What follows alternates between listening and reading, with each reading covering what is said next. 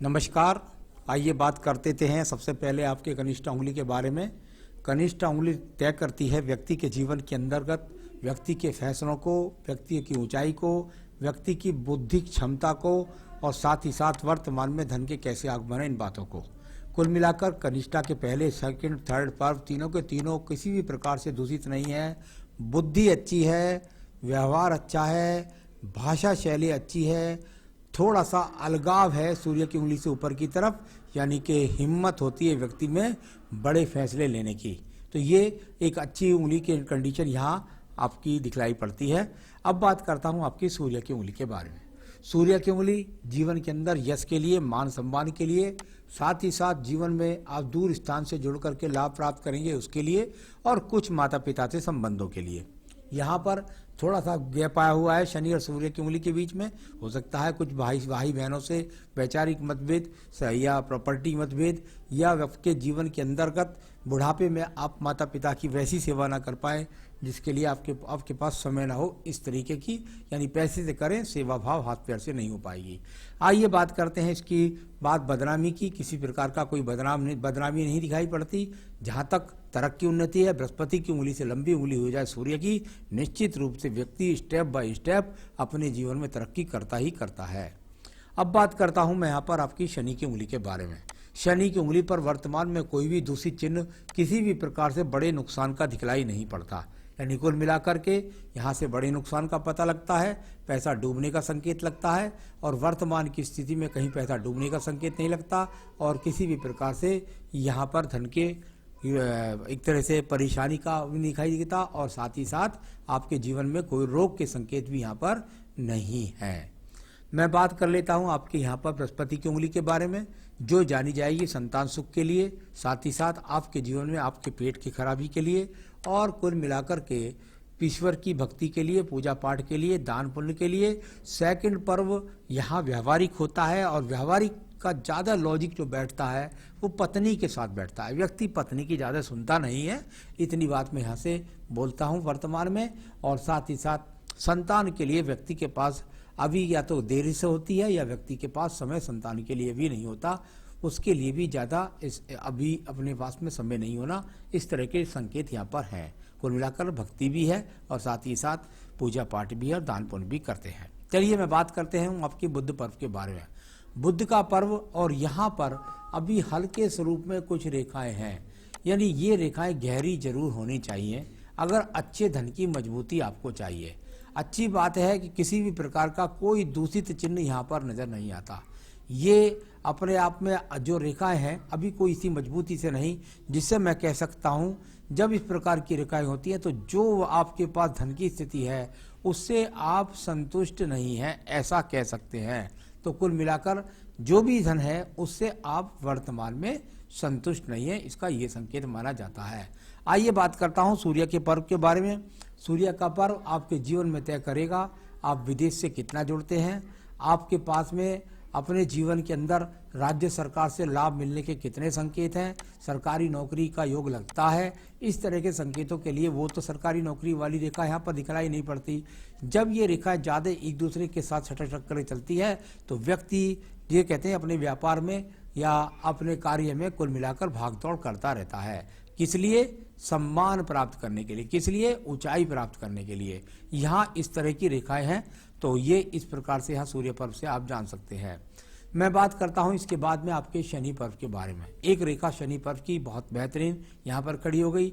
जब इस प्रकार से एक रेखा शनि पर्व पर खड़ी हो जाए तो वो भी अपने आप में बहुत मजबूत मानी जाती है। धन का स्वामी धन के घर में है कि नहीं, इस बात को देखने के लिए यहाँ पर एक रेखा से अच्छा सहयोग माना जाता है। यदि किसी व्यक्ति के हाथ के अंदर, जैसे आपके यहाँ माइन हल्की सी लग रही है, यदि दूसरी ये समानांतर खड़ी हो गई तो इसका बहुत समझ लीजिए कि ये बहुत बड़ा लाभ आपके जीवन में देगी। इसका एक सवाल का जवाब मैं आपको अभी दे करके चलता हूँ। आपने कहा खरबपति बनने के योग हैं क्या? ये तो निश्चित बात है कि जब खरबपति की बात नहीं, हस्तरेखा की बात करता हूं तो करोड़पति का तो यह अब भी है मेरे सामने विद संपत्ति। लेकिन ये अगर बराबर वाली रेखा आपके बराबर में खड़ी हो गई, या यहाँ पर भी और दो रेखाएं खड़ी हो गई, तो कुल मिलाकर ये तो खड़ी है, इसके बराबर वाली गहरी खड़ी हो जाए और यहाँ पर और 2 रेखाएं खड़ी हो जाए तो निश्चित रूप से व्यक्ति खरबपति होता है। तो इसको आपको अपने हाथ में स्वयं देखना होगा। चलिए अब मैं बात करता हूँ इसके बाद में आपके बाद यहाँ पर मैं सीधा सीधा आपके बृहस्पति के पर्व किया। बृहस्पति का पर्व मैंने हमेशा कहा कोई रेखा मत खड़ी हो, कोई जरूरत नहीं है।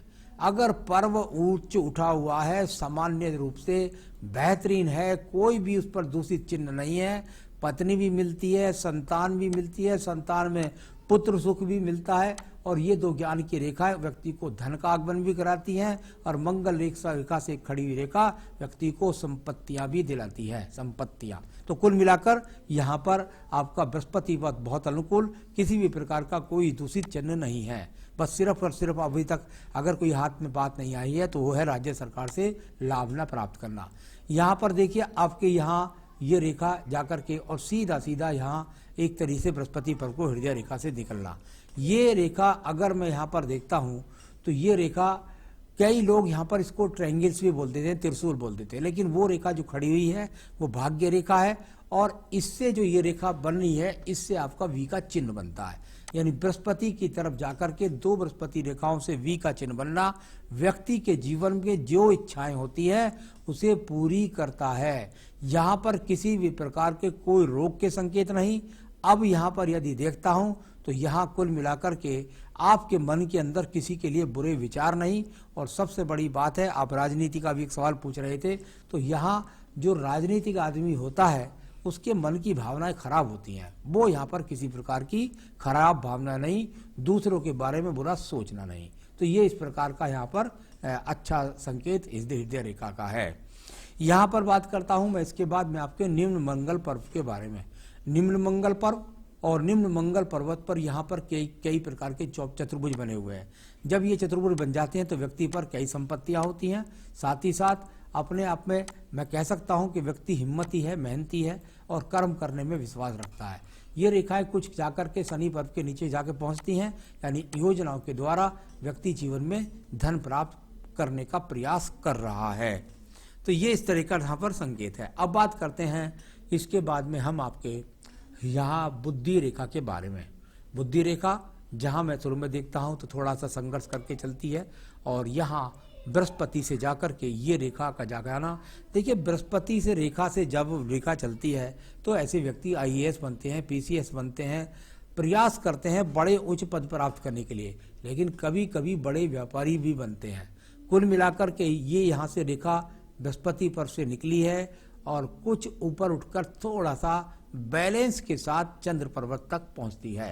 यानी कुल मिलाकर के मस्तिष्क योजनाओं में अच्छी तरीके से आप सफलतापूर्वक अपनी योजना को सफल कर सकते हैं, ऐसे दिखलाने वाले यहाँ पर संकेत भी मौजूद हैं। तो कुल मिलाकर ये बुद्धि रेखा एक अच्छी रेखा के रूप में है।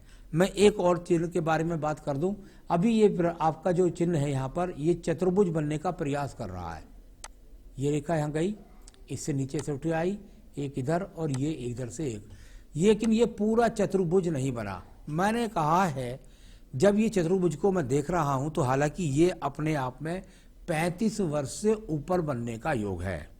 यहाँ पर ये वो इतना बड़ा चतुर्भुज है कि यदि ये पूरा हो गया तो ये जो आपका सवाल है कि मैं जीवन में खरबपति बनने के योग है, तो ये चतुर्भुज खरबपति बना देगा संपत्तियों से। तो ये इस प्रकार का यहाँ अभी चतुर्भुज नहीं बना है, तो इसके लिए मैं दोबारा आपको खरबपति बनने वाली स्थिति को दोबारा से बोल रहा हूँ।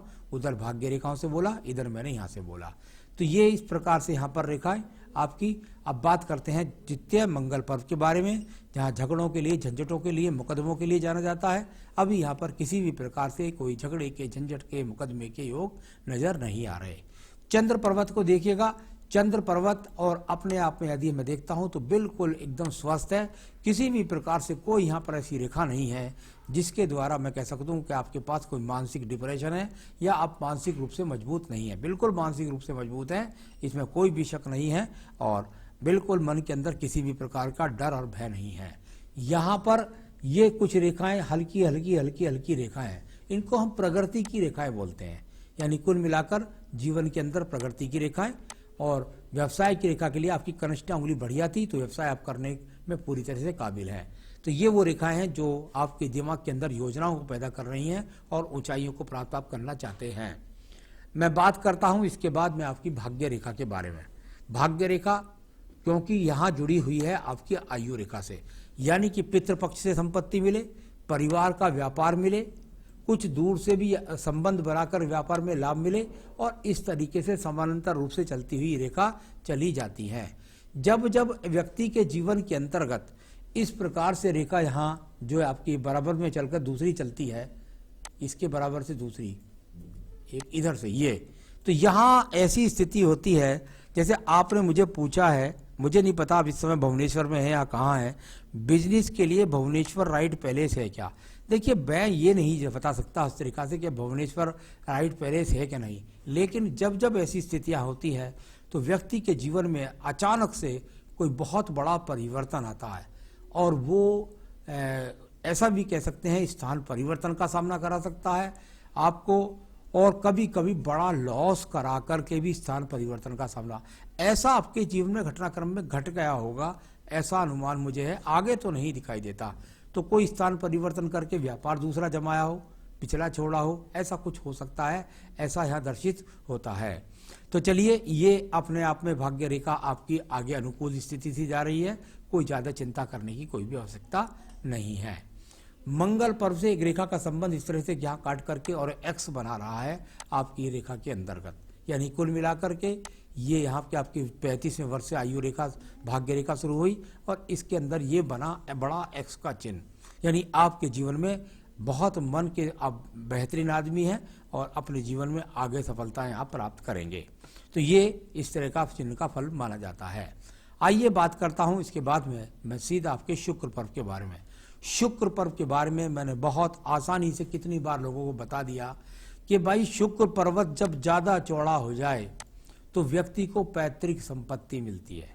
एक, अगर ऐसा ना हो तो व्यक्ति बड़ी संपत्ति अर्जित कर लेता है, और तीसरा होता है जितना शुक्र पर्व चौड़ा उतनी व्यक्ति की बड़ी आयु, लंबी आयु। तो ये यहाँ पर सारे ही संकेत मुझे मौजूदा रूप में अच्छी प्रकार से नजर आते हैं। मैं बात करता हूँ आपकी आयु रेखा के बारे में, बिल्कुल मणिबंध में जाके मर्ज हो गई, यानी कुल मिलाकर मैं ऐसी इतने बड़ा शुक्र पर्वत जब चौड़ा हो जाता है तो मैं 90 वर्ष की आयु रेखा भी आपकी इंगित करता हूँ। अब बात करते हैं इसके बाद में आपके सवालों का। करोड़पति का जवाब मैंने दे दिया। 1-2 महीने में बहुत बड़ा पैसा आएगा क्या? जहां मैं अनुमान कर रहा था आपकी भाग्य रेखा के साथ दूसरी रेखा का परिवर्तन की बात कर रहा था, तो कुल मिलाकर के एक तो ये चतुर्भुज तय कर सकता है, अगर ये पूरा बन जाए तो आपको तय करेगा, क्योंकि अभी इस पे मुझे वो बड़ा पैसा आने का योग नहीं लगता। कुल मिलाकर के अगर बहुत बड़े पैसे की बात करते हैं तो आपको अपनी सारी उंगलियों पर अर्धचंद्र देखने होंगे।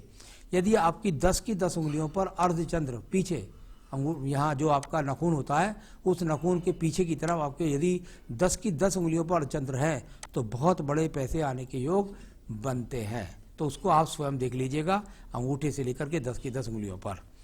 तो यहाँ मुझे ऐसा नहीं लगता, लेकिन आगे से पार्लियामेंट जाने का कोई योग अभी वर्तमान में ऐसी स्थिति नहीं लगती है, लेकिन निश्चित रूप से आपके आने वाले आगे जीवन में अभी 5 साल तक मुझे ऐसी स्थिति नहीं लगती। मेरा कहने का मतलब सिर्फ इतना है।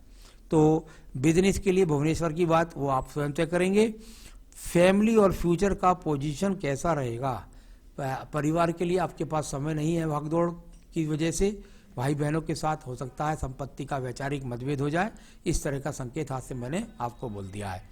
तो कुल मिलाकर मैंने सारी रेखाओं, पर्वतों, सभी चीज़ों के बारे में आपको बताया है, और मैं जरूर चाहूँगा कि आप अपनी जो आपकी मनोकामनाएं हैं वो आपके जीवन में आप पूरी कर सकें। इसके लिए आपको नित्य पूजा के अंदर आदित्य